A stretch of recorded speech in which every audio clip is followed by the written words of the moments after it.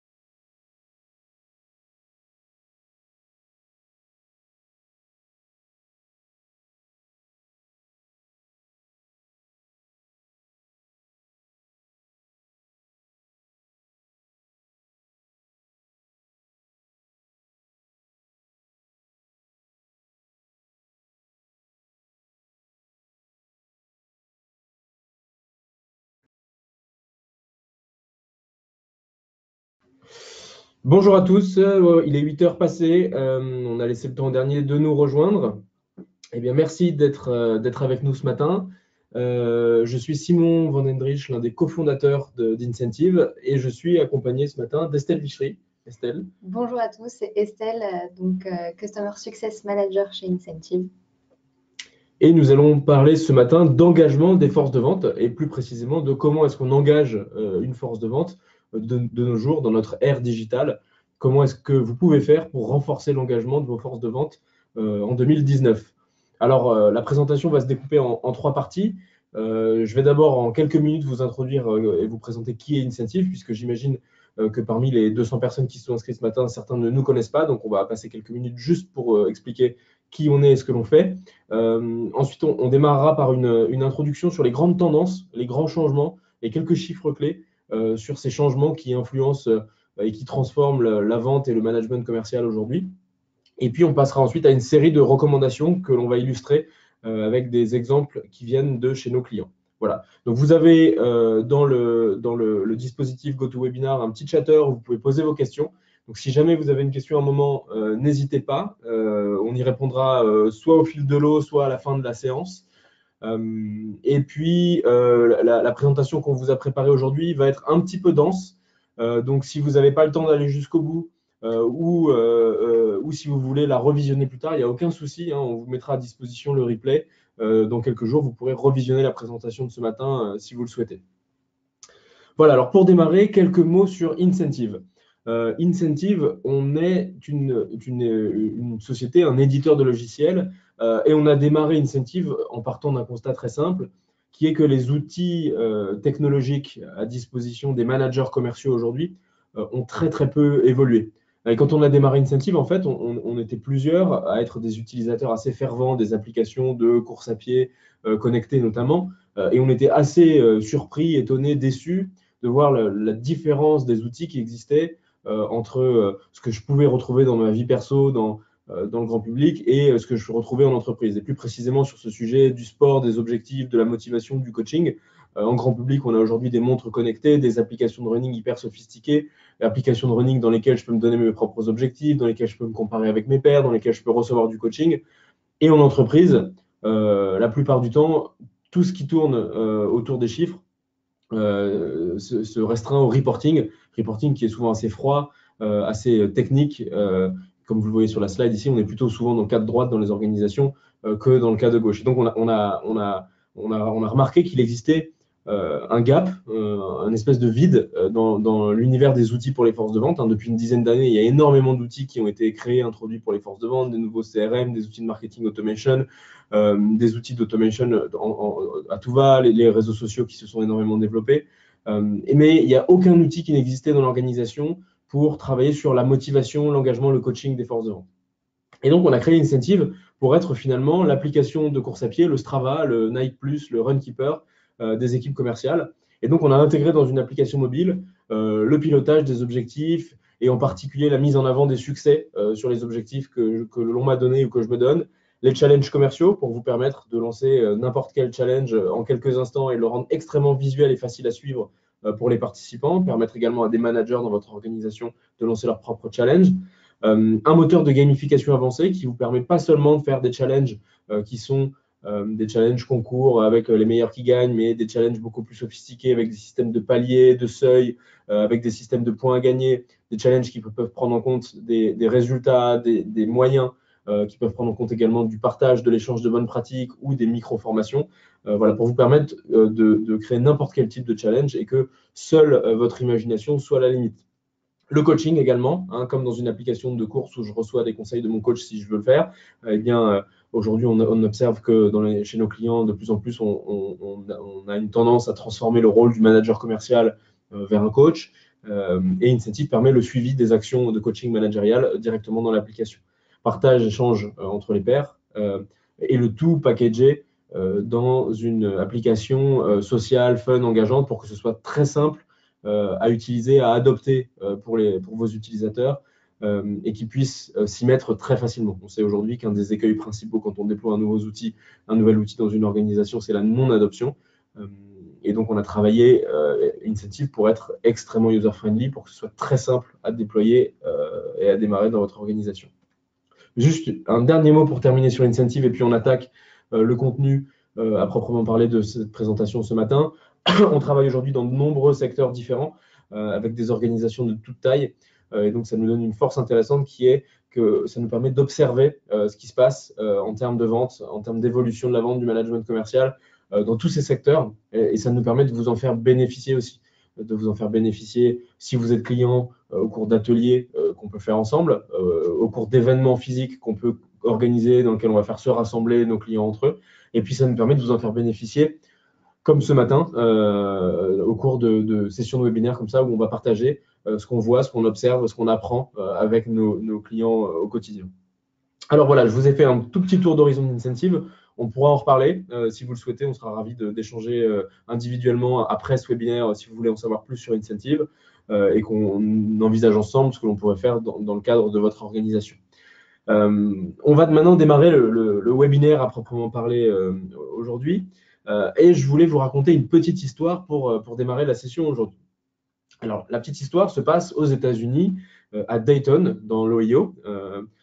Et le héros de l'histoire s'appelle John Patterson. Alors, notre ami John Patterson rachète une entreprise qui s'appelle National Cash Registers, qui est une toute petite entreprise pour l'époque, qui a inventé un concept assez révolutionnaire qui est la caisse enregistreuse. Mais à cette époque-là, le concept est nouveau, les commerçants n'ont pas l'habitude d'utiliser une caisse enregistreuse, et donc John Patterson rachète l'entreprise, mais les ventes ont vraiment du mal à décoller. Et donc, il a une idée, il se dit, je vais retirer le script de vente de mes commerciaux, je vais les habiller en costume et en cravate pour qu'ils aient l'air d'hommes d'affaires importants, Et puis, je vais leur apprendre à faire une chose, je vais leur apprendre à aller voir les commerçants et à analyser avec les commerçants l'impact des erreurs de caisse sur la trésorerie du commerce et donc le manque à gagner pour eux, tout au long d'une année. Et donc, les commerciaux de John Patterson, les commerciaux de NCR ne vont plus vendre les caisses enregistreuses, mais ils vont analyser avec le commerçant, faire cette étude, et ils vont montrer aux commerçants à quel point ils perdent de l'argent à cause des erreurs de caisse, et donc à quel point il serait bien fondé d'utiliser un système de caisse pour mieux gérer les encaissements. Cette méthode de vente a un succès extraordinaire. NCR explose. La société NCR existe toujours aujourd'hui. Vous pouvez trouver des distributeurs de billets qui sont de marque NCR aujourd'hui. Et la société connaîtra un succès planétaire et sera cotée en bourse par la suite. Alors, si on était ensemble dans une salle, je vous poserai la question, à votre avis, en quelle année est-ce que cette histoire se passe et probablement un certain nombre d'entre vous me répondraient 1950, 1960, 1970. C'est souvent les réponses que j'ai quand je pose cette question à une salle.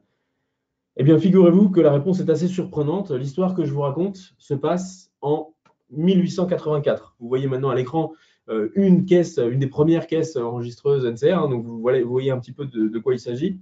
Donc, 1884. En 1884, John Patterson invente pour NCR la vente consultative. C'est assez extraordinaire de se dire ça, puisque finalement, la vente consultative, qui est un concept qui est encore enseigné et qu'on utilise encore beaucoup aujourd'hui, n'a rien de neuf et a été inventé à la fin du 19e siècle.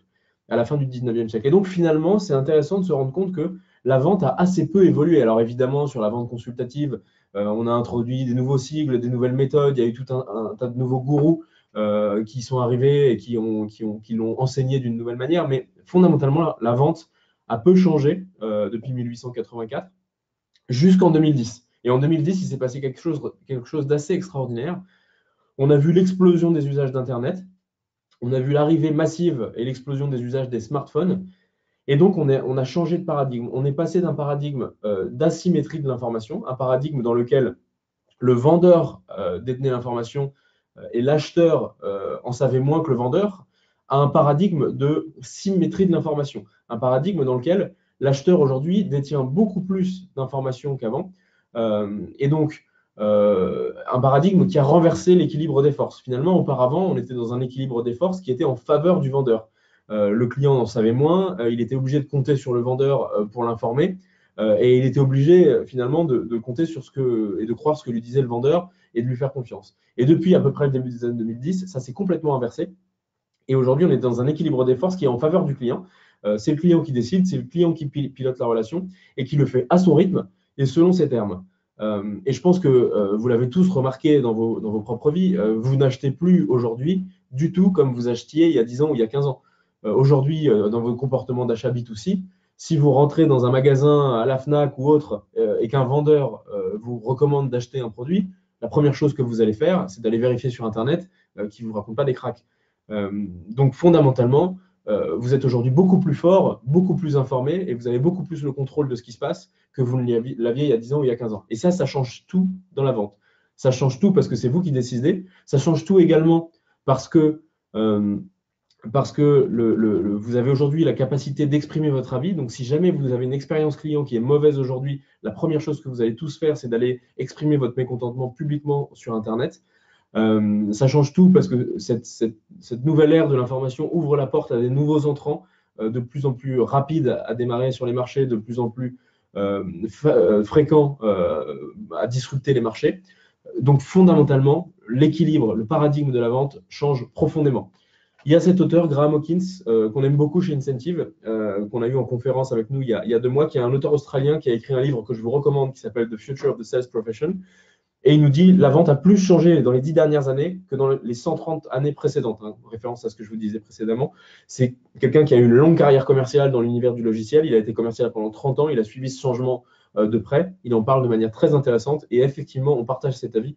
La vente a beaucoup plus changé en 10 ans qu'en 130 ans. Et ça a des conséquences extrêmement fortes, perturbantes et aussi intéressantes pour les forces de vente. L'une des premières conséquences, c'est ce déficit de confiance dans lequel on évolue aujourd'hui. Aujourd'hui, il y a cette étude qui est intéressante, qui nous vient d'HubSpot. Ils ont interrogé un certain nombre de gens et ils leur ont demandé, parmi toutes ces professions, en lesquelles est-ce que vous avez le plus confiance? Alors, évidemment, le médecin arrive loin en tête devant, et ça, on peut le comprendre. Et puis, vous voyez que le commercial, le marketeur, arrive très, très bas dans les sondages, juste avant le lobbyiste et l'homme politique, ce qui n'est pas forcément une excellente nouvelle. Et derrière, même un barista, un barman. Donc, vous voyez qu'on est aujourd'hui dans une ère absolument infernale pour les commerciaux, une ère dans laquelle ils ont besoin de se réinventer en profondeur, puisque les clients ne leur font plus confiance. Aujourd'hui, le client ne fait plus confiance au commercial. Alors, c'est peut-être un peu différent en B2C, en B2B. En B2B, vente complexe, évidemment, le taux de confiance doit être un petit peu supérieur, mais malgré tout, il y a une véritable alerte pour les forces de vente. Les clients ne vous font plus confiance. Donc, il faut absolument se réinventer.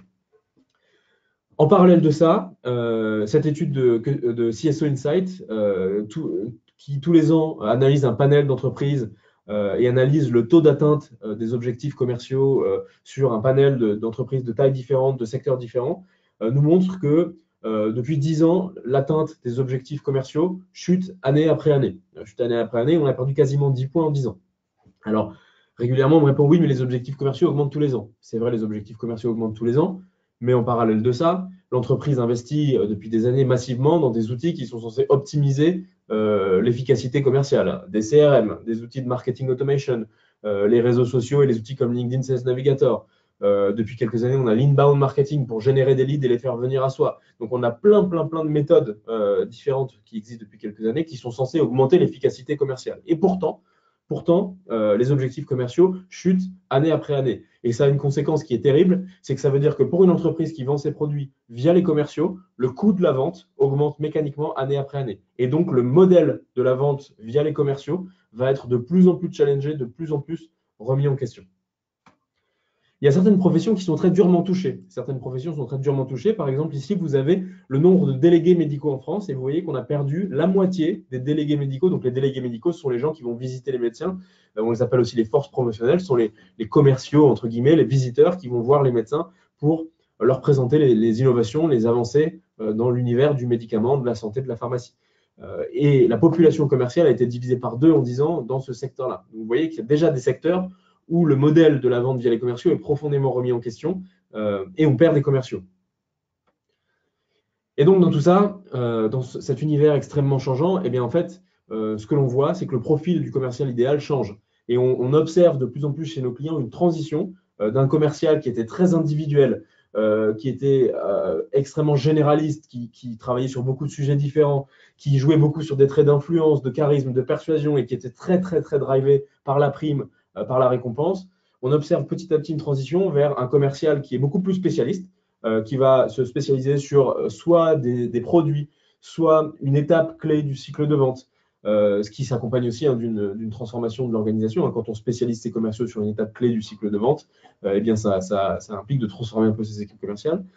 Un commercial aujourd'hui qui joue beaucoup plus en équipe qu'avant, qui est beaucoup plus dans cet état d'esprit d'éducation, de pédagogie avec ses clients et qui va chercher constamment à amener du contenu, à faire grandir ses clients. Et bien sûr, un commercial qui est très analytique pour s'en sortir dans ce monde où on croule sous la donnée, où on croule sous les possibilités, les différentes solutions possibles. Un commercial qui est très analytique pour arriver à construire une solution dans ce monde complexe pour ses clients et bien sûr très à l'aise avec la technologie. Et une autre transformation majeure qui tape de plein fouet les organisations, c'est la génération Y. On en parle depuis des années, mais là, on arrive à la date fatidique 2020 où la génération Y sera majoritaire dans les organisations commerciales. Les courbes vont s'inverser entre les générations précédentes et la génération Y. Et on sait que cette génération Y a des attentes extrêmement différentes vis-à-vis de l'organisation, vis-à-vis du management, et réagit très différemment, envisage la vie professionnelle très différemment des générations précédentes. Et ça aussi, ça crée de la tension. Ça crée de la tension dans les organisations, ça crée de la tension pour le management qui doit également se réinventer.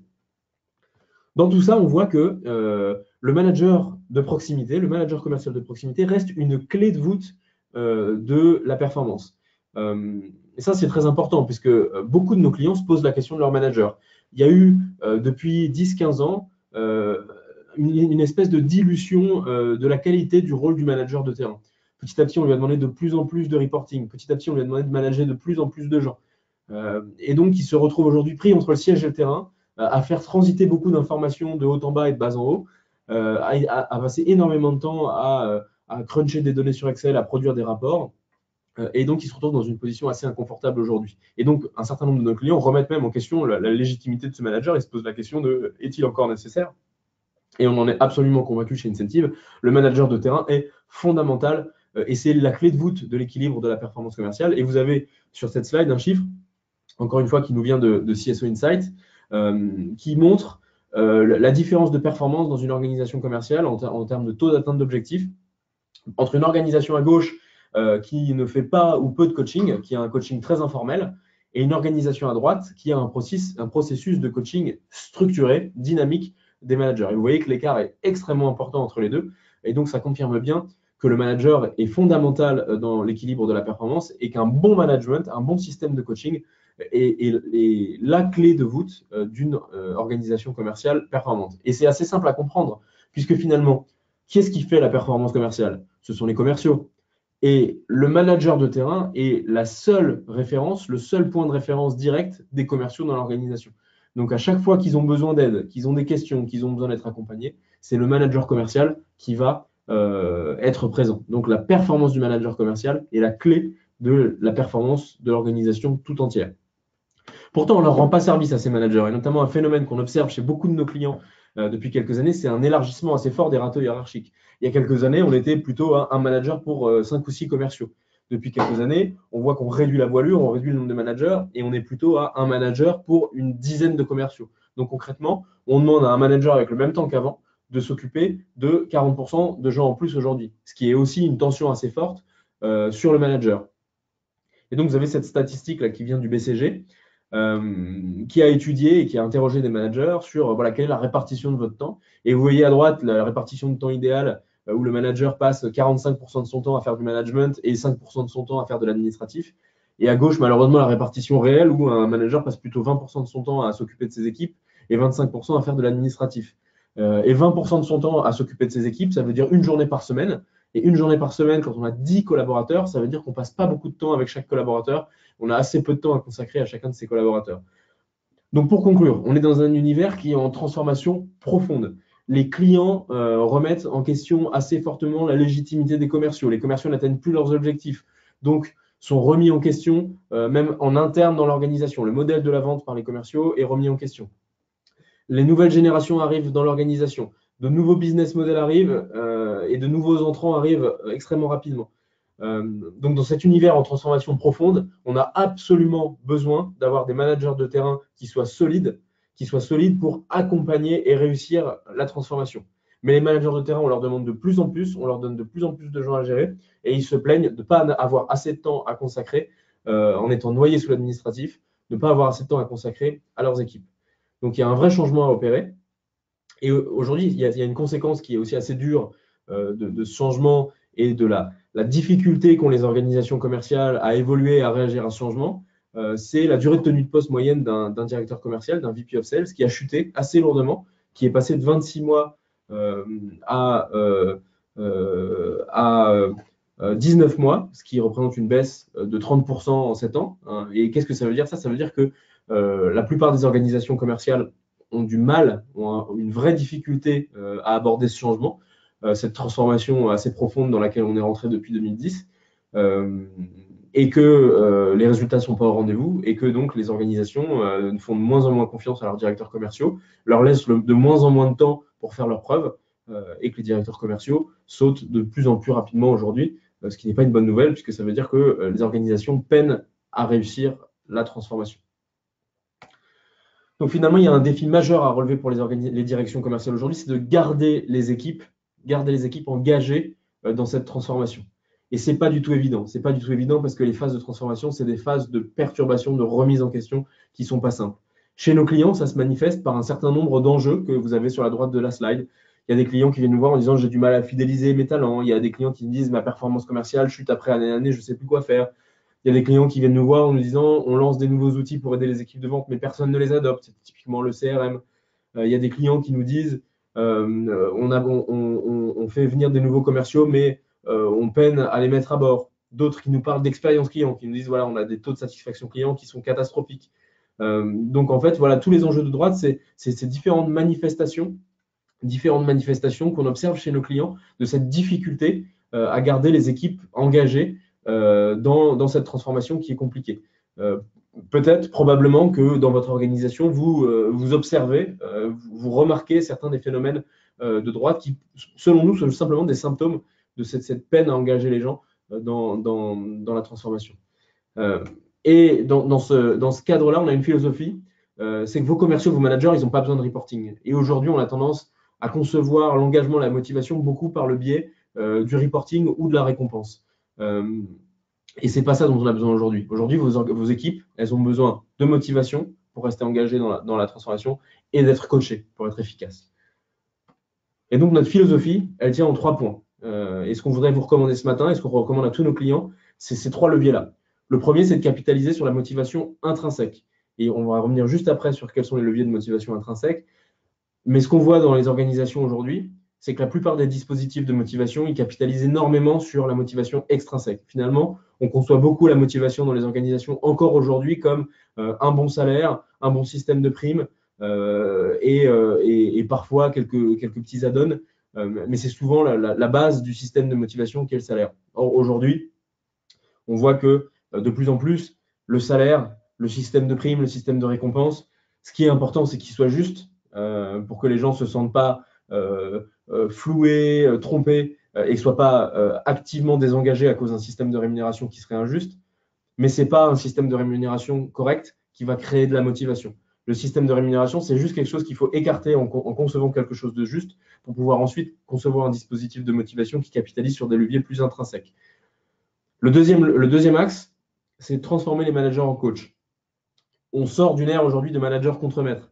On a encore chez beaucoup de nos clients des managers qui sont beaucoup dans le contrôle, qui sont beaucoup dans l'administratif. Je fais des fichiers Excel, je vérifie que tu fais ta performance. Si tu ne fais pas ta performance, je te tape sur les doigts.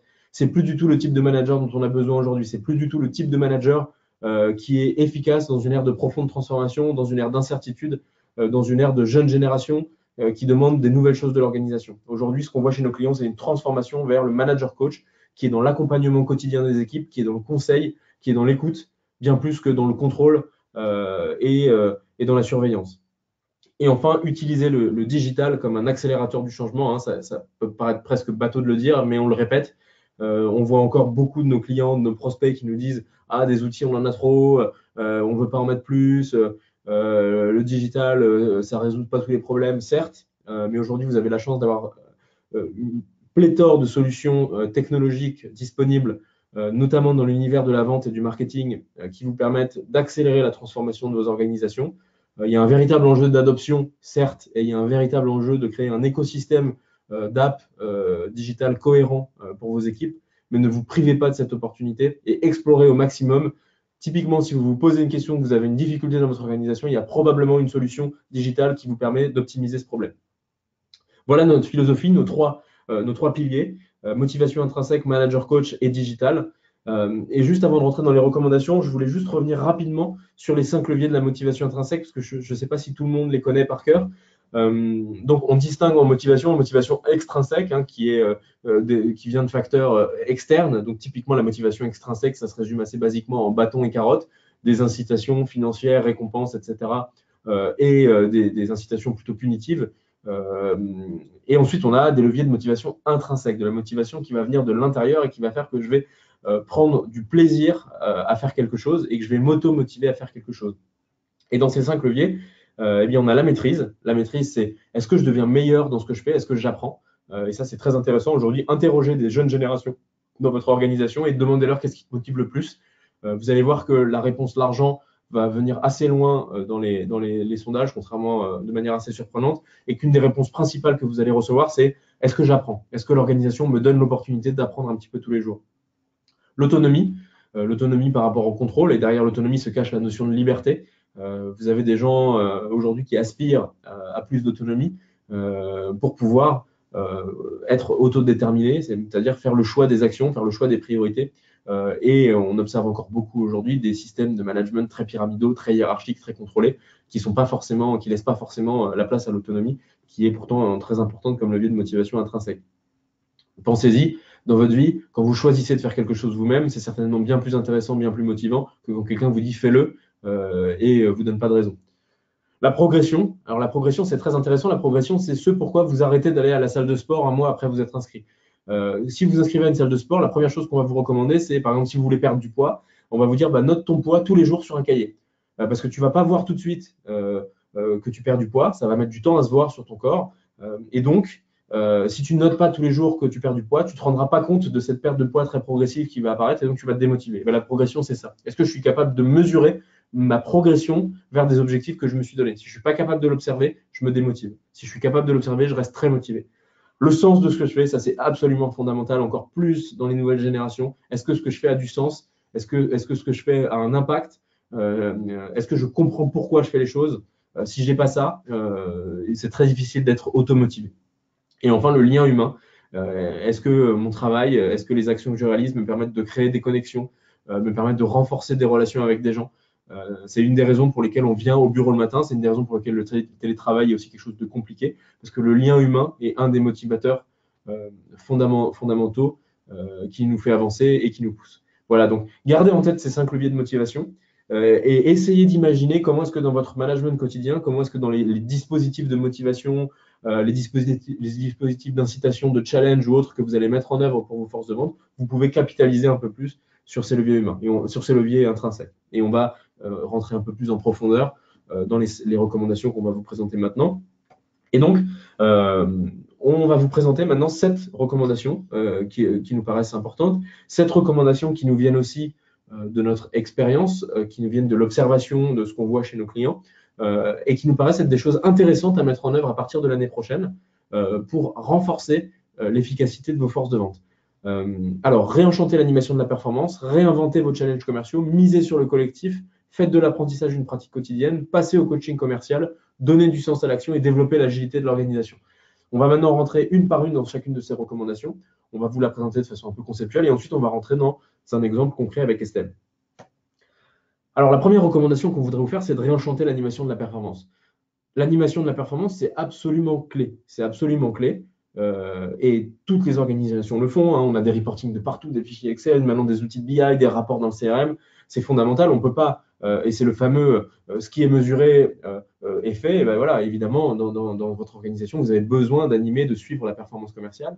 Mais ce qu'on observe chez nos clients, c'est que l'animation de la performance commerciale, c'est souvent quelque chose d'extrêmement froid et statique. C'est des fichiers plats, c'est envoyé par email, c'est peu visuel, c'est pas du tout dynamique, pas individualisé. C'est souvent très focalisé sur des indicateurs de résultats et on néglige complètement les moyens. Et c'est souvent source de rupture en fait entre le commercial, le manager et l'organisation. L'animation de la performance, le suivi des chiffres n'est pas aujourd'hui un outil qui va créer de l'engagement, mais plutôt un outil qui va créer une espèce de distance ou de défiance, voire même parfois de défiance forte entre, par exemple, un commercial et son manager, avec un commercial qui ne va pas être d'accord avec les chiffres et un manager qui va passer du temps à négocier avec son commercial pour tomber d'accord sur les chiffres. Et donc, sur ce sujet-là, on a une recommandation. Exactement. Alors, premièrement, la recommandation qu'on voulait vous proposer ce matin, c'est de définir correctement vos indicateurs de performance. Pour cela, on vous propose une méthodologie en 3 temps qui s'inspire d'un exemple très simple, qui est l'exemple du sport et de vouloir perdre du poids.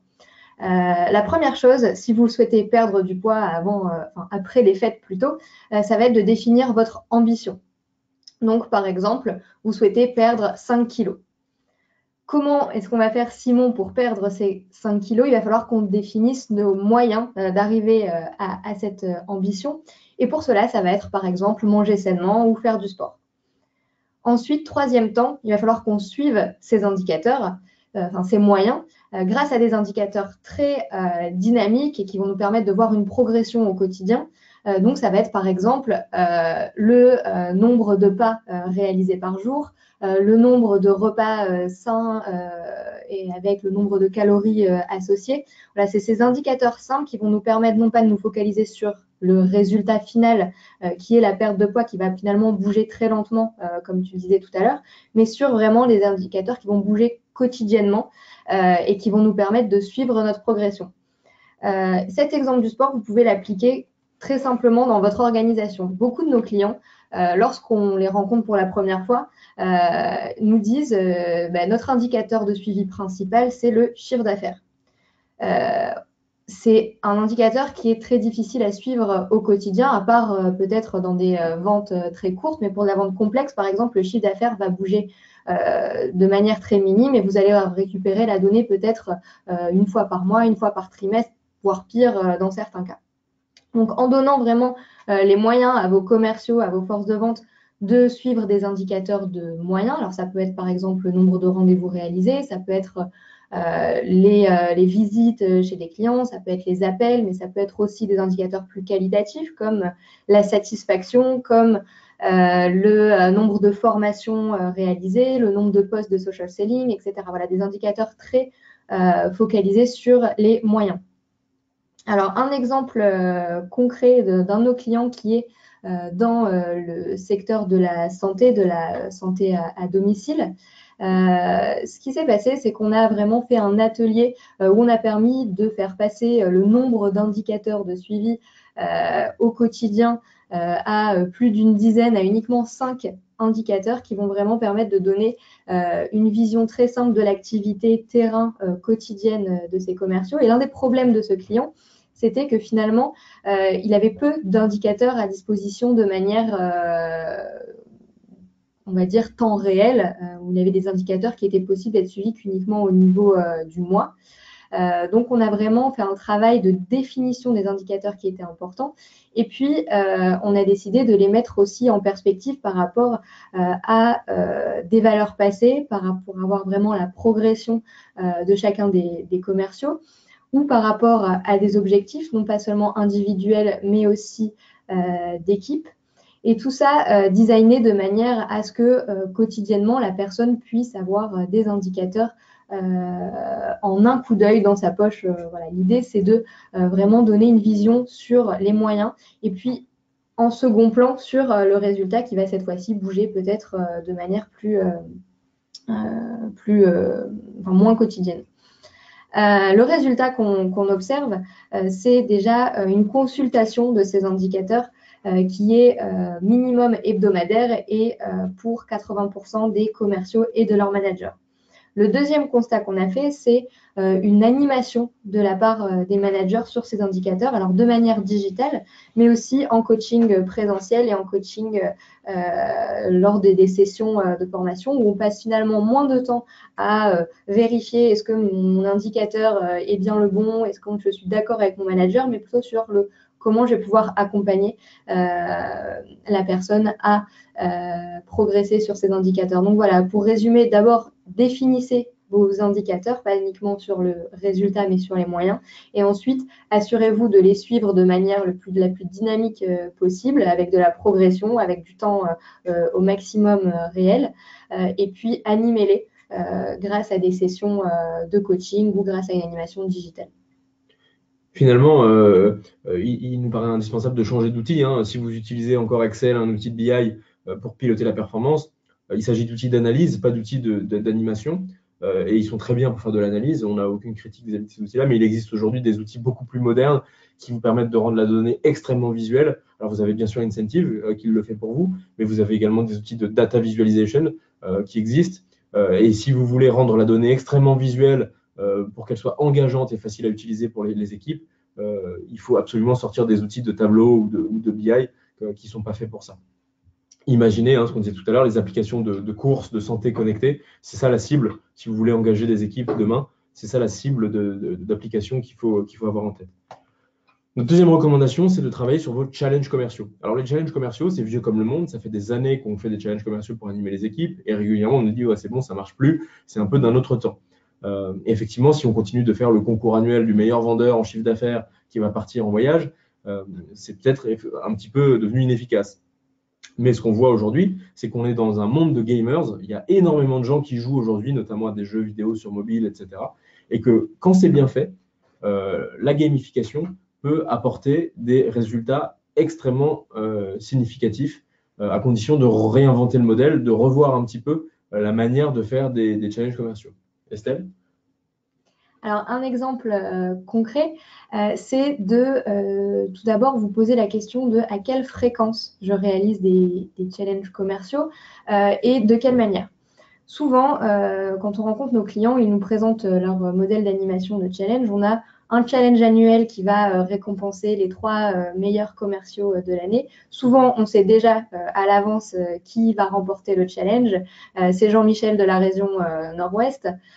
Et puis, on va avoir peut-être de temps en temps un challenge trimestriel ou des animations plus ponctuelles, mais finalement, avec des mécaniques tellement complexes que même la personne, c'est vraiment un exemple réel, qui a créé le challenge au bout de quelques mois, me dit je me souviens même plus comment on avait construit le challenge et qui est la personne qui gagne.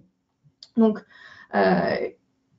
le défaut que vous pouvez avoir, c'est de vouloir tout mettre dans un challenge annuel pour être sûr qu'aucun indicateur n'est oublié. Donc, vous allez vraiment mettre le maximum de choses et faire une mécanique avec énormément d'indicateurs. Ce qu'on vous recommande, c'est de focaliser les équipes sur vraiment les objectifs que vous avez.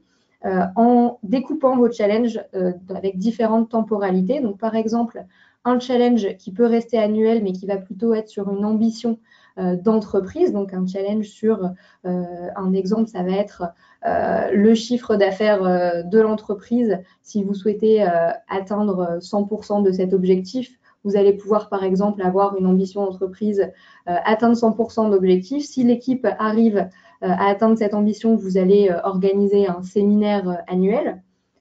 Si vous faites 110% de cet objectif, vous allez peut-être organiser ce séminaire dans une destination un peu plus sympathique. Et puis, si vous arrivez à dépasser cet objectif, là, on va sortir vraiment le grand jeu pour le séminaire et vous récompenser l'ensemble de l'effort collectif.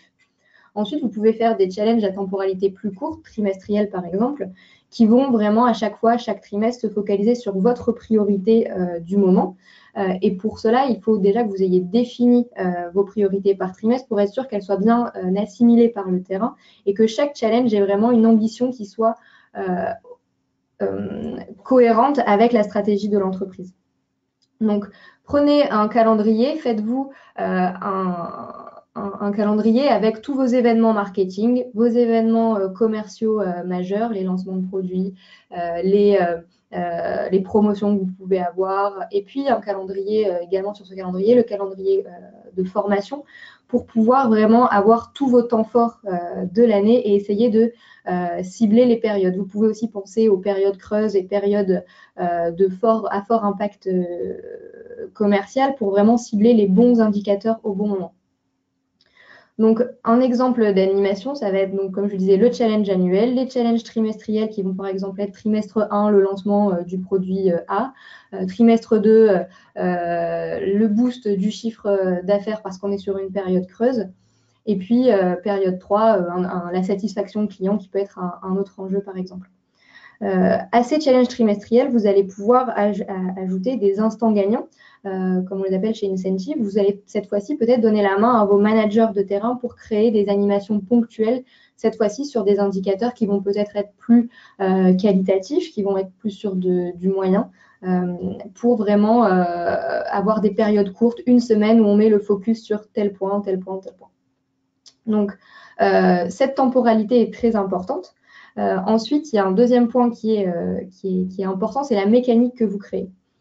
On remarque chez nos clients que traditionnellement, vous récompensez les 5% les meilleurs de votre organisation. Ce qu'on essaye de faire avec Incentive, c'est vraiment d'engager le peloton et les autres personnes qui sont impliquées dans votre organisation, mais qui ne sont jamais ou très peu récompensées par ces challenges. Donc, on va essayer de créer des mécaniques qui vont actionner d'autres leviers que le résultat sur le chiffre d'affaires. Mais par exemple, est-ce que le commercial se forme? Est-ce qu'il partage des bonnes pratiques avec ses pairs? Est-ce qu'il a un bon taux de satisfaction client? Est-ce qu'il fait bien son objectif de rendez-vous et pas uniquement le chiffre d'affaires? Une mécanique qui peut être réalisée, c'est si vous avez par exemple un lancement de produit, vous allez avoir un indicateur business qui va être par exemple le nombre d'opportunités détectées chez vos clients existants pour ce nouveau produit. Un indicateur qualitatif qui va être le nombre ou la qualité des bonnes pratiques partagées avec les pairs sur, par exemple, les cas d'application du nouveau produit. Un autre indicateur qui va être la formation, le nombre de bonnes réponses aux formations qui ont été réalisées. Et puis, vous allez lier tous ces indicateurs avec une condition minimum de vente qui est l'objectif terrain, de telle manière à ce que vous récompensiez non pas seulement les meilleurs performeurs, mais ceux qui ont vraiment utilisé tous les moyens d'atteindre cette performance. Donc, on est là cette fois-ci sur la mécanique. Et enfin, pour que le challenge soit engageant, il faut que vous posiez la question de la récompense. Qu'est-ce qui motive votre équipe? Si vous avez une équipe qui a des rémunérations assez élevées, essayez de miser sur peut-être des expériences, donc des événements d'équipe. Ça peut être également des récompenses caritatives, ce qui fonctionne très bien si vous avez par exemple une population dans le domaine bancaire, assurance, qui vont être plutôt bien rémunérées. Et puis, vous allez aussi avoir des récompenses qui vont être de type mise en avant, valorisation. On a des clients qui, par exemple, vont récompenser une initiative par l'intégration du commercial dans un comité de réflexion sur une innovation qui va être mise en place. Et donc, c'est très valorisant pour le commercial d'être intégré aussi dans des réflexions stratégiques. Donc voilà, ne pensez pas forcément une récompense n'est pas forcément un cadeau ou un chèque cadeau. Voilà, ça peut aussi être des récompenses caritatives, ça peut aussi être de l'équipe. Et on a de très beaux exemples de clients qui sont passés vraiment d'un mode de rémunération sur les challenges qui étaient le même, le voyage et les chèques cadeaux, à de nouveaux types de récompenses. Voilà, donc pour résumer, la temporalité de vos challenges, la mécanique qui récompense le peloton également, et puis les récompenses et l'animation de ce challenge. N'oubliez pas de l'animer. Les challenges où on connaît finalement les règles au début et puis le gagnant à la fin, c'est vraiment un mauvais exemple. Il faut vraiment de manière hebdomadaire, on va dire, animer ce challenge et si possible de manière quotidienne avec des petits conseils sur comment réussir son challenge, rappeler le but et puis faire des retours sur quelles sont les personnes en position de gagner ce challenge très régulièrement. Alors voilà, les challenges commerciaux, ça marche toujours. Ça peut avoir des impacts extraordinaires. On a certains clients qui font bouger les chiffres et qui les multiplient par plusieurs numéros, par plusieurs nombres en utilisant des challenges commerciaux. La condition, c'est de bien les concevoir. Il faut vraiment réfléchir à la conception et à l'animation des challenges avant de les lancer. Alors, on a passé beaucoup de temps sur ces deux premières recommandations qui nous paraissent vraiment fondamentales et très importantes, qui sont au cœur du management d'une force de vente. On va aller un petit peu plus vite sur les suivantes. Notre troisième recommandation, c'est de miser sur le collectif. Chez la plupart de nos clients aujourd'hui, l'intégralité des dispositifs de management, d'animation, de rémunération, de primes, d'objectifs sont individuels. Et quand tout est individuel, on crée des comportements individualistes. Et ce n'est pas ce que vous voulez faire aujourd'hui dans vos organisations, c'est plus ce que vous voulez faire aujourd'hui dans la nouvelle ère qu'on a décrite un peu plus tôt dans la présentation. Aujourd'hui, vous voulez également faire naître des comportements d'équipe, des comportements collectifs chez vos vendeurs et chez vos managers. Alors Estelle, comment est-ce qu'on fait ça ? Alors, deux exemples pour cette idée. La première, c'est de créer, par exemple, des binômes ou des communautés qui vont permettre de grandir ensemble. Un exemple dans le secteur de la santé, ça va être de créer des binômes ingénieurs médicaux et commercial dans le secteur de la santé. Voilà, donc du coup, l'idée, c'est vraiment de créer cet échange et par différents dispositifs. Ça va être par exemple, ça peut passer par le challenge où on va plutôt faire des challenges où le binôme remporte ce challenge par des actions conjointes. Ça peut être aussi par des partages d'actions conjointes. On a des clients qui vont partager vraiment des actions qui sont réalisées en binôme ou en équipe. Ensuite, ça va être la création de communautés, par exemple. Est-ce que vous êtes persuadé que tous vos managers échangent entre eux sur leurs bonnes pratiques d'animation? Qu'est-ce qui fonctionne? Pourquoi la région Île-de-France est la meilleure en performance? Que fait le manager? Assurez-vous qu'il puisse le partager de manière régulière avec les autres managers. Ça peut être aussi des communautés au sein de vos commerciaux. Voilà, de vraiment favoriser l'échange et le partage entre communautés qui sont pas forcément les communautés habituelles, mais vraiment qui sont les communautés par type de connaissances et par type d'activité. Ensuite, deuxième recommandation, c'est de vraiment miser sur le collectif lorsque vous faites, que vous définissez vos objectifs et que vous faites vos challenges commerciaux. Essayez d'avoir au moins un challenge dans l'année qui soit une rémunération d'équipe. Ça va notamment vous permettre de fédérer votre équipe si vous avez par exemple une récompense qui est un événement d'équipe, mais ça va aussi permettre d'engager les personnes qui étaient déjà désengagées du challenge parce que moins bonnes individuellement, mais qui vont toujours pouvoir concourir pour le résultat de leur équipe. Donc voilà, c'est deux recommandations importantes. Créer ces binômes, ça peut aussi être des équipes commando, comme on les appelle, si vous avez un secteur commercial qui est vacant. Proposer une journée où tous les autres commerciaux de France peuvent se rejoindre sur ce secteur et faire finalement les visites du secteur vacant ensemble. Ça va vous permettre aussi de créer des échanges de pratiques commerciales sur ces événements.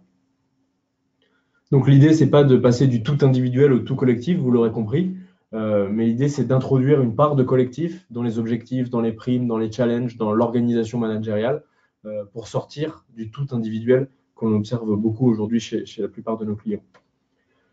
Quatrième recommandation, l'apprentissage. On en parlait tout à l'heure dans les leviers de motivation intrinsèque. Posez la question encore une fois à vos collaborateurs aujourd'hui. Demandez-leur ce qui les motive. Vous serez surpris d'entendre régulièrement la réponse est-ce que j'apprends? Est-ce que l'organisation me donne la capacité d'apprendre?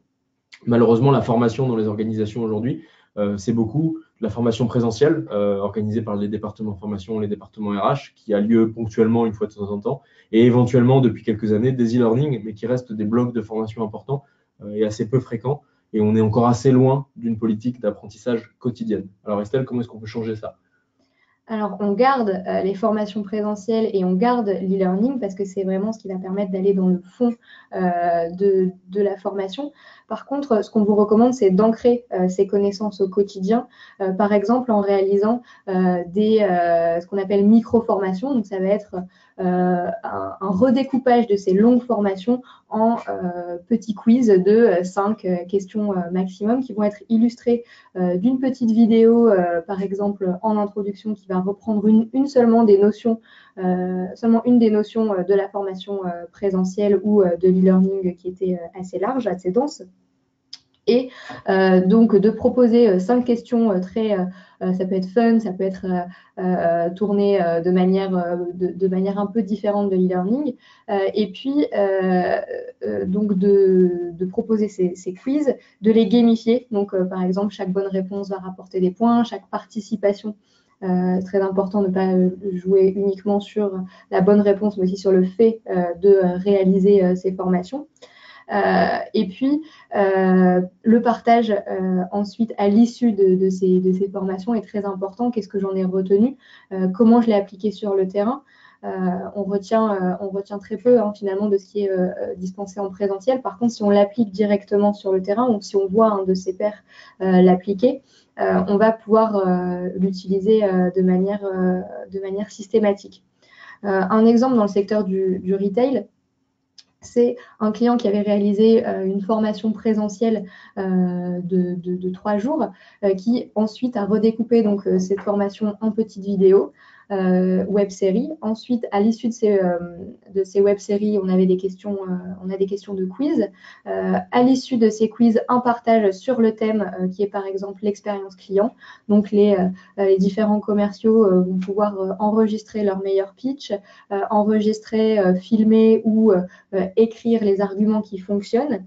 et puis finalement s'auto-évaluer grâce à une question très simple. Pensez-vous par exemple être performant sur cet item et puis 4 choix, bonhomme qui est très content ou bonhomme qui n'est pas content. Voilà, donc l'idée c'est vraiment de faire de la formation une pratique quotidienne et de capitaliser sur les investissements que vous avez en présentiel pour ne pas en perdre le contenu. Vous voyez que sur la slide, on vous a mis un acronyme horrible, ADATA WACAB, ce qui est un acronyme anglais qui veut dire Any Device, Anytime, Anywhere, Any Content, Anybody. Et c'est vraiment l'objectif qu'on pense que vous devriez vous donner pour l'année prochaine, c'est que l'apprentissage, il soit permanent, il soit partout, sur tous les devices, à tout moment, tout type de contenu, pour être capable, pour que la formation en fait devienne un des éléments d'engagement des équipes commerciales. 5e recommandation, très importante, très intéressante, celle-ci, c'est de passer au coaching commercial. On en parlait tout à l'heure, on observe beaucoup chez nos clients encore un système de management qui est parfois un peu archaïque, assez descendant, très hiérarchique, des managers qui sont assez contremaîtres, beaucoup dans le contrôle, le suivi des chiffres, la punition quand les chiffres ne sont pas là. Et c'est plus du tout le type de management qui nous paraît être le management adapté quand on rentre dans un univers de transformation, de changement rapide et fréquent. Et c'est plutôt le manager coach qui est aujourd'hui la nouvelle norme qui est en train de se développer chez la plupart de nos clients. Alors Estelle, comment est-ce qu'on fait pour transformer ces managers en coach? Alors premièrement, posez-vous la question de quel est l'état actuel de vos rituels managériaux. Quels sont-ils? Est-ce qu'on peut les réinventer? Quelle sont la fréquence finalement de ces rituels? Quels sont leurs types? Est-ce que c'est uniquement une fois tous les 6 mois, on a obligatoirement la revue mi-annuelle? Ou est-ce qu'il y a d'autres moments? Quel est le contenu de ces rendez-vous? Est-ce qu'on est vraiment sur uniquement du suivi chiffré ou est-ce qu'on a déjà inclus d'autres paramètres? Est-ce que c'est une expérience positive pour le manager, mais aussi pour la personne qui est coachée?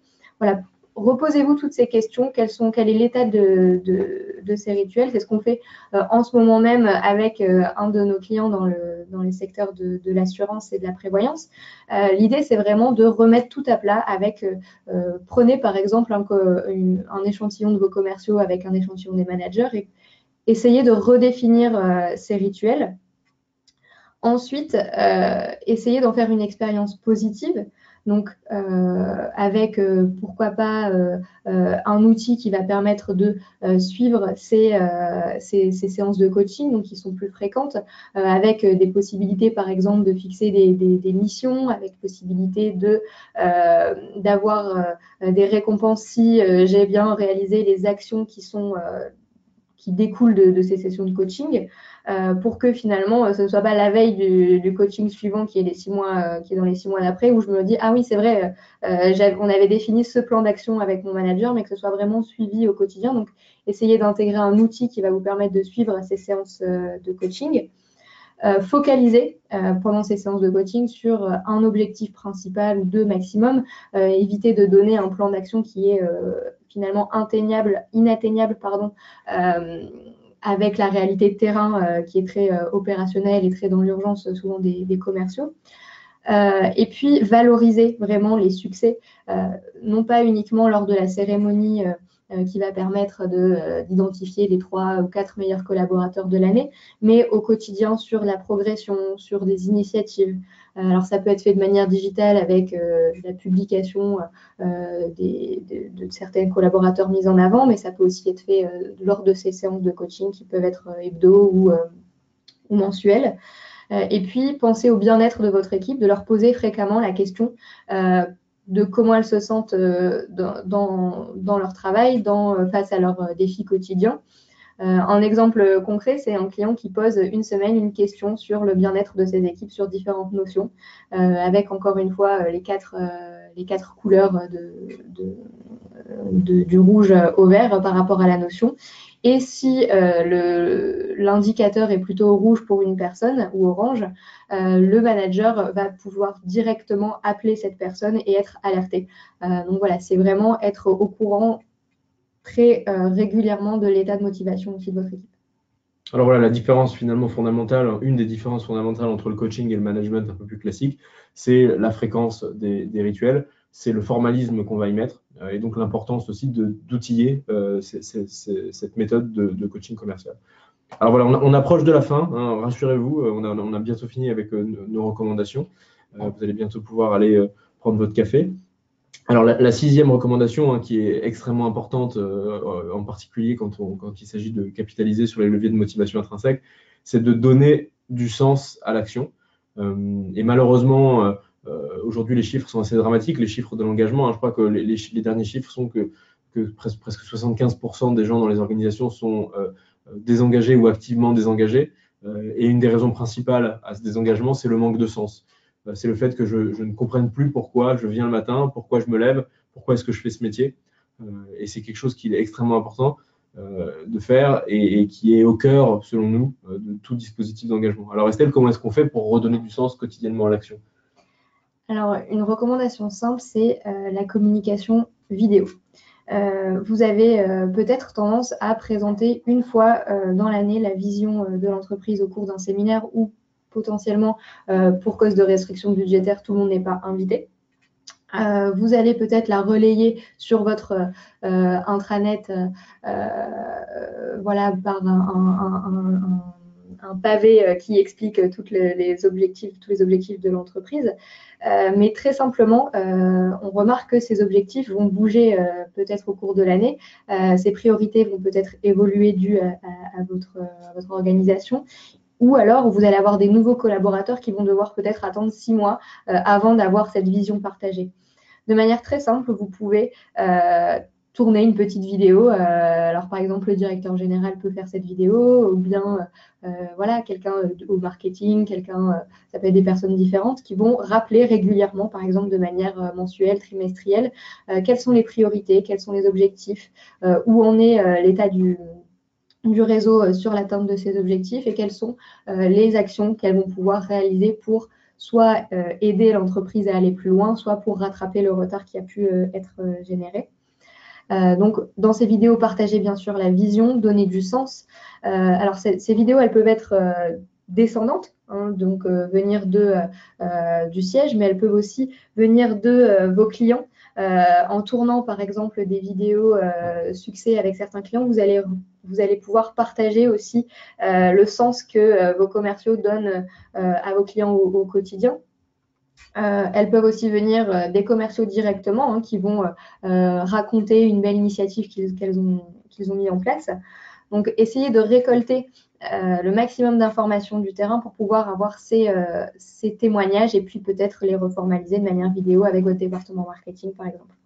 Donc, vraiment, la vidéo peut vous aider à donner du sens à l'action. Et puis, d'autres actions, ça va être, qu'on en a déjà parlé, mais pour donner du sens, pensez aussi aux récompenses qui vont être valorisantes pour vos collaborateurs, avec du caritatif, avec des rituels qui vont permettre de valoriser vos équipes. Inviter, par exemple, un challenge où vous invitez votre commercial à déjeuner avec le directeur commercial de l'entreprise. C'est un moment dont il se souviendra et c'est ce qui va donner l'impact aussi et le sens à votre action. Merci Estelle. Et on va passer à la dernière recommandation avant de vous laisser vaquer à vos occupations. C'est de développer l'agilité de votre organisation. Alors, vous allez me dire, agilité, on entend ça dans tous les sens, ça ne veut rien dire. Qu'est-ce qu'on entend par agilité? Eh bien, on l'évoquait en début de présentation, on vit dans un monde aujourd'hui qui est en transformation profonde et extrêmement rapide. Et donc, il est important que votre organisation commerciale, en particulier si elle est de taille importante, puisse évoluer et s'adapter facilement et rapidement à ces nouveaux changements. Et c'est ça qu'on appelle agilité, c'est la capacité de l'organisation à bouger vite, à s'adapter vite, de manière extrêmement réactive à des stimulations extérieures. Et dans une organisation commerciale qui bien souvent est organisée de façon extrêmement pyramidale, extrêmement descendante, l'agilité n'est pas forcément là, puisque quand tout est décidé au sommet et doit redescendre par plusieurs niveaux de management intermédiaires, on voit que la réactivité de l'organisation n'est pas forcément la plus importante. Alors, Estelle, pour cette dernière recommandation, concrètement, comment est-ce que l'on peut développer l'agilité d'une organisation commerciale? Première recommandation, communication 100% transparente et surtout mettre les succès sur le même plan que les échecs.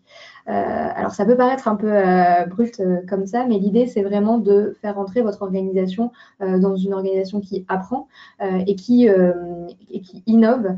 Donc, essayez de récolter tout ce que vos commerciaux ont testé sur le terrain, que ça ait fonctionné ou pas, pour pouvoir vraiment réinventer aussi vos pratiques commerciales. Alors pour ça, j'imagine que vous dites oui, mais comment je fais pour faire partager mes commerciaux sur leurs échecs, sur leurs succès? C'est très difficile si on demande par email, par exemple, partagez-moi vos idées, etc. On va avoir des faibles taux de retour. Donc vous pouvez utiliser par exemple des formulaires de partage qui sont structurés et qui vont vous permettre de vous focaliser sur des thèmes. Donc, par exemple, un thème par mois sur donnez-nous vos expériences, vos partages de bonnes pratiques ou ce que vous avez testé pour augmenter la satisfaction client, par exemple, avec quelques champs à remplir, avec, par exemple, le contexte, la solution, le résultat. Gamifiez-les en attribuant des points, par exemple, sur ces partages. Et puis, valoriser les personnes qui ont effectuer ces partages. Voilà, ça c'est un exemple très concrètement donc, de valoriser les partages de bonnes pratiques ou les partages d'échecs d'innovation. Et puis un autre exemple, ça va être d'évangéliser tout votre système d'outils, votre écosystème d'outils. Et pour cela, il faut que tous ces outils aient une fonction bien définie, que chaque commercial sache pourquoi cet outil est important et l'utilise de manière systématique. Donc, n'hésitez pas à choisir des outils qui s'intègrent les uns avec les autres pour pouvoir, par exemple, gamifier une adoption de CRM. On voit de très bons résultats avec des clients qui vont, par exemple, gamifier les contacts entrés dans le CRM. Alors, pas le nombre, mais la qualité, par exemple, des contacts rentrés, où on va avoir un résultat de plus 40% de qualification de contacts avec des acteurs avec qui on a mis ce type de mécanique en place. Donc, voilà, essayez de capitaliser sur vos outils. Ça peut être le CRM, ça peut être les outils d'e-learning, ça peut être vos outils de BI que vous ne devez pas abandonner, mais que vous devez mettre en avant grâce à des outils qui vont permettre d'intégrer toutes les notions qui sont développées dans ces outils. Alors voilà pour nos 7 recommandations pour réussir 2019.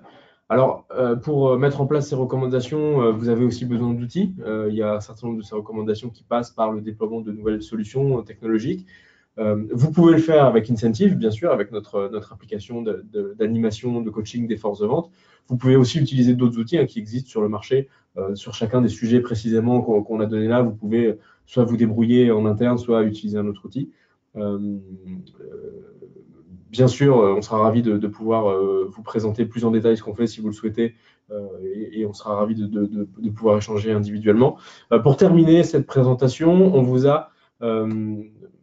a concocté une dernière petite surprise qui est une recommandation pour aller au-delà de ce qu'on s'est dit ce matin. Si vous voulez approfondir, il y a 3 livres qui nous paraissent importants. Le premier de Daniel Pink, que vous connaissez sûrement, j'imagine, qui a écrit To Sell is Human. Excellent livre que je vous conseille, qui met en parallèle la vente avec les éléments émotionnels, les éléments de motivation intrinsèque. Très spécifique à la vente. Un livre en français de Yves Duron sur la motivation, une compétence qui se développe, pareil, une véritable pépite.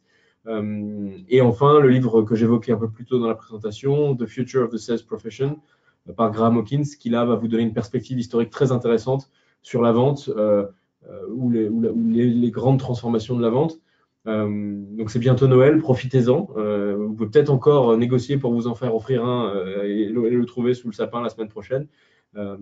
Mais clairement, ces 3 livres sont des très bons ouvrages si vous voulez aller plus loin ou revoir certains des concepts qu'on a vus ensemble ce matin. Alors, simplement pour terminer, un petit mot, puisque on a remporté mardi soir avec notre client Nures Wagon-Lit et la SNCF un trophée, un trophée or dans la catégorie motivation de force de vente au trophée Action Co, qui est un magazine français, le magazine de référence du management commercial, et ils nous ont récompensé avec l'or dans la catégorie motivation de force de vente pour le projet qu'on a déployé avec Nures depuis 1 an maintenant, d'animation des baristas dans les TGV, des commerciaux de bord dans les TGV. Et vous avez probablement remarqué, si vous prenez le TGV de temps en temps, qu'il y a eu des vrais changements dans l'attitude et dans les messages qui sont passés, etc., des commerciaux de bord TGV. Et c'est notamment grâce au travail qu'on a fait ensemble avec les équipes de New Rest, d'animation de ces 1500 baristas. Et ce qui a été particulièrement récompensé dans les trophées Action Cause, c'est l'efficacité du projet, les résultats qui ont été obtenus, puisque en un an, on a réussi, avec les équipes de New Rest, à faire augmenter le chiffre d'affaires dans les trains de 20%. Et à augmenter la satisfaction client de 10 points dans les questionnaires qui sont réalisés par la SNCF sur la satisfaction des clients, notamment en voiture-bar. Voilà, donc c'était pour vous dire un mot sur un cas client qui nous marque beaucoup, puisqu'on a été récompensé cette semaine.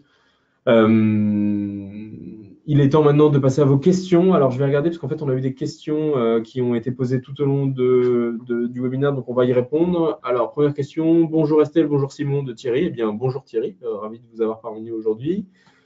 Deuxième question, est-il possible d'interfacer vos outils d'analyse et de performance avec nos outils existants? Bien sûr, Incentive va récupérer des données dans différentes sources de données. Votre CRM, Salesforce notamment, on a un connecteur natif avec Salesforce. Vos outils de BI, des fichiers plats de données, on est capable d'aller récupérer de la donnée dans tout type de système. Votre LinkedIn Sales Navigator, votre système de formation, si vous avez un outil de e-learning pour collecter des infos de qui a participé à quelle formation. Bien sûr, Incentive s'interface avec les différents outils existants de l'organisation. Question de Yorka. Pouvez-vous nous donner des exemples concrets d'incentives autres que bons cadeaux ou voyages? Estelle? Oui, tout à fait. Alors, concrètement, on en a un petit peu parlé, mais d'autres types de récompenses, ça va être de la valorisation, une invitation à participer à un comité d'innovation avec l'ensemble de l'organisation, avec l'ensemble des interlocuteurs stratégiques de l'organisation. On va avoir de la récompense d'équipe, donc par exemple des événements d'équipe. On a un client qui avait fait si on atteint telle performance, on va toute l'équipe au McDo, telle performance dans un bistrot et puis telle performance dans un gastro, donc restaurant gastronomique. Vous pouvez aussi jouer sur le côté fun de la récompense. On va avoir des types de récompenses qui sont autres que le bon cadeau, mais par exemple les points Amazon qui vont permettre de faire bénéficier aux collaborateurs d'un éventail innombrable de cadeaux. Et puis, on peut avoir aussi ce qui fonctionne très bien, ça va être le caritatif. Des clients ont par exemple donné la possibilité aux commerciaux de choisir une association qui leur tenait à cœur et que les points donc, qui sont cumulés au cours de l'année sur les différents challenges soient reversés à cette association. Et on a aussi un très beau moment en cette occasion parce que c'est le commercial qui va remettre le chèque à l'association. Et en fait, finalement, il faut essayer de s'extraire un peu de cette idée qu'un challenge commercial doit forcément avoir un gros cadeau pour être efficace. Ça dépend du challenge que vous faites. Et si par exemple, demain, vous lancez avec vos commerciaux un challenge sur l'utilisation de Sales Navigator et que vous voulez qu'ils augmentent le nombre de contacts qu'ils ont sur LinkedIn, par exemple, il est évident qu'il ne faut pas les arroser de chèques cadeaux ou de rémunération pour atteindre cet objectif. Et on peut, dans ce cas-là, trouver des récompenses qui sont tout à fait symboliques et qui sont plus là pour créer le temps fort que des récompenses qui ont une vraie valeur. Chez Incentive en interne, il nous est arrivé d'offrir des chocolats géants, il nous est arrivé d'offrir des pistolets Nerf en plastique sur des opérations de challenge, parce que les challenges étaient très courts et parce qu'on challengeait des objectifs qui finalement ne sont pas des objectifs rémunérables. Donc voilà, il faut absolument prendre un peu de hauteur là-dessus et imaginer, se dire, est-ce que le challenge que je vais lancer justifie vraiment une grosse récompense ou est-ce qu'au contraire, on peut être créatif sur la récompense et s'extraire complètement des récompenses habituelles. Poser la question aussi, qu'est-ce qui motive vos équipes en termes de récompenses. Avant de lancer un challenge, faites peut-être un sondage sur l'opération précédente. Qu'avez-vous aimé, qu'est-ce qui vous a déplu, et puis posez la question, quelle récompense vous engage également. Avez-vous déjà implémenté une de vos solutions en Espagne? Oui, tout à fait. On a des utilisateurs en Espagne et la plateforme Incentive est disponible dans une dizaine de langues, dont l'espagnol. Donc, c'est tout à fait possible. Quelqu'un qui nous dit qu'il doit partir et qui souhaite revoir les slides, tout à fait. Vous allez recevoir dans quelques jours, le temps qu'on fasse le montage, la vidéo du webinaire ainsi que la présentation. Est-il possible de visionner une démo de notre application? Oui, il vous suffit sur notre site d'aller faire une demande de démonstration et quelqu'un de notre équipe vous rappellera pour vous présenter plus en détail ce qu'on fait avec une démo un peu plus personnalisée.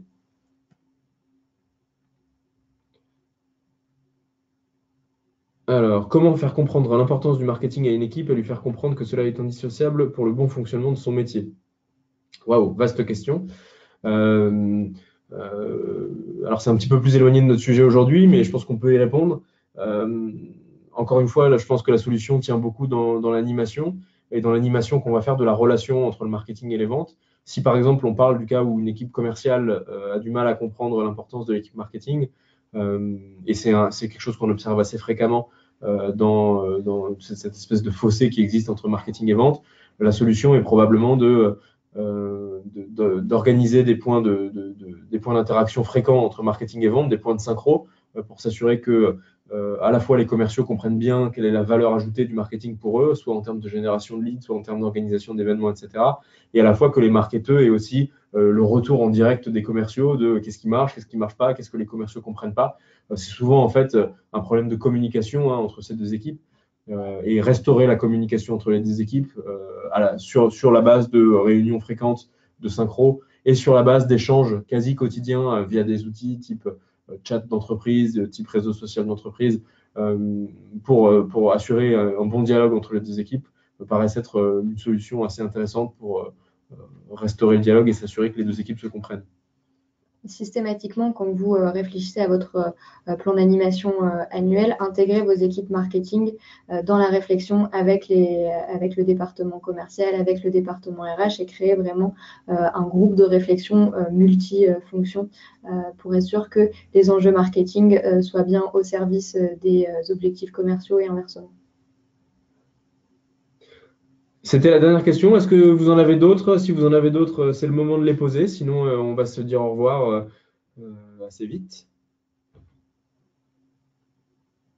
Eh bien, écoutez, plus de questions. Merci beaucoup pour votre attention. Vous êtes nombreux à être restés jusqu'au bout, même si on a dépassé un petit peu le timing qu'on s'était donné.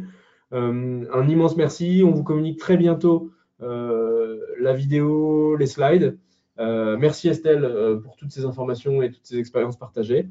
Et puis, on vous souhaite d'excellentes fêtes, puisque c'est très bientôt. Passez de bonnes fêtes en famille. N'hésitez pas à nous contacter si vous voulez qu'on échange sur un projet potentiel. Et on vous dit à très bientôt. Au revoir. Au revoir.